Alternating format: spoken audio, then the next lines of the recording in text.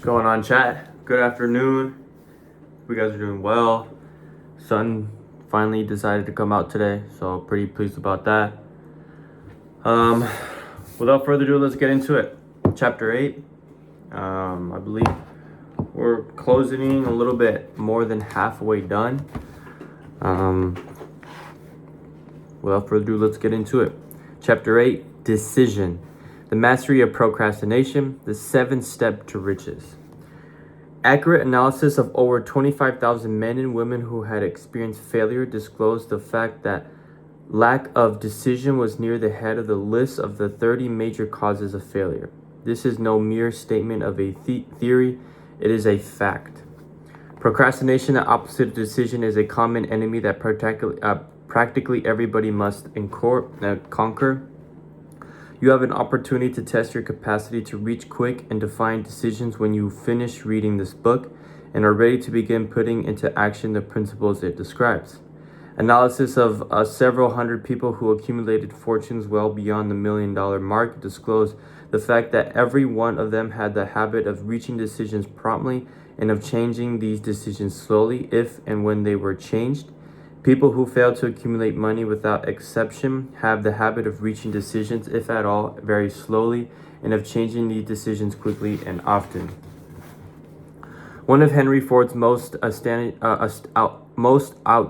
qualities was his habit of reaching decisions quickly and definitively, and changing them slowly.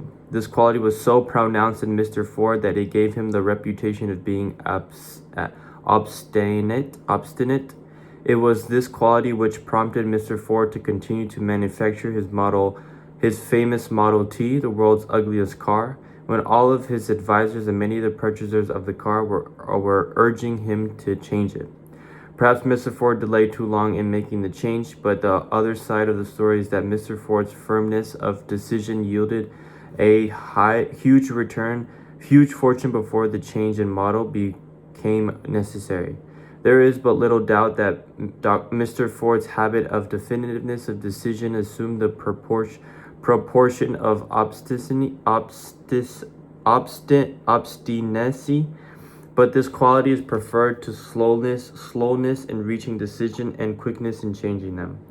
The majority of people who fail to accumulate money sufficient for their needs are generally easily influenced by the opinions of others. They permit the newspapers and the gossiping neighbors to their thinking for them.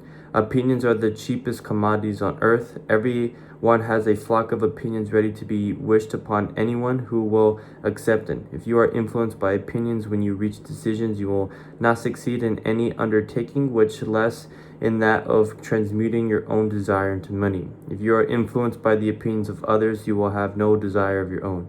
Keep your own counsel when you begin to put into practice the principles described here by reaching your own decisions and following them.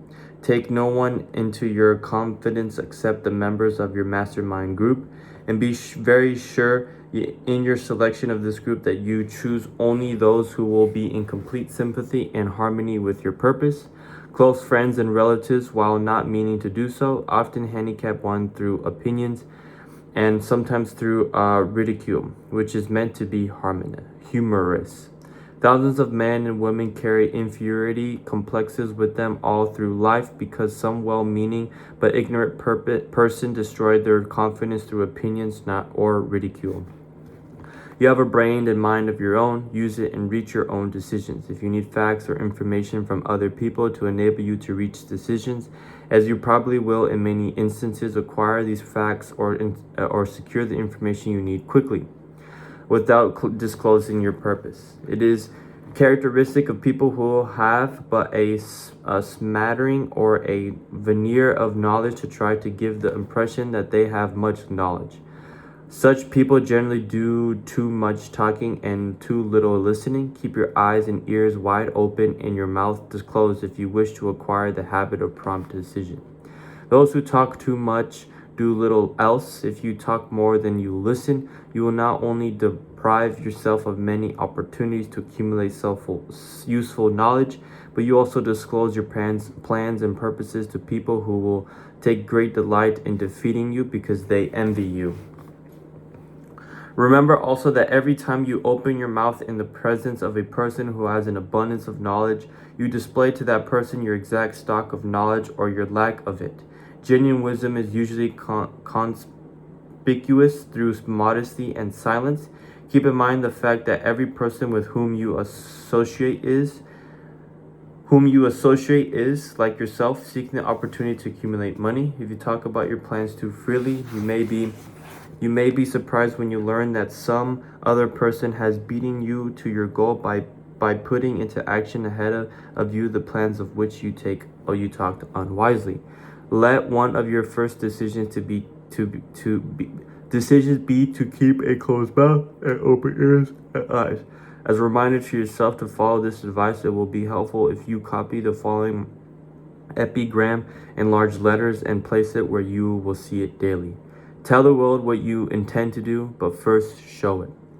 This is the equivalent of saying that deeds and not words are what count most.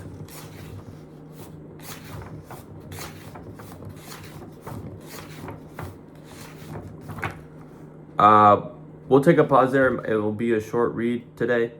And then we'll continue on the rest of the chapter. But I think the taking action is definitely a very important aspect. But I think the main message here is that if you do take action, if you do take that first step, keep it in silence. Don't let everyone know that you're taking those steps. I've come to found that TikTok has really put forward this message that if you do take the initiative that most people aren't willing to do, keep it on, keep it down low. Don't let everybody else know. Don't let everybody get in the way of making opinions and envying you that may make you think less of yourself, if that makes sense. Sometimes when we get in a position where we're gonna do something, or we feel very confident about something, and someone starts to say a couple words, or perhaps they say to other people that you heard from from them, and it starts to lower that confidence in yourself to go out there and achieve it. So to limit that, just keep it to yourself and go out there and achieve it and accomplishment. And I think that's the main message that I try to say. So yeah, I'll see you guys tomorrow for the following chapters and pages. See ya.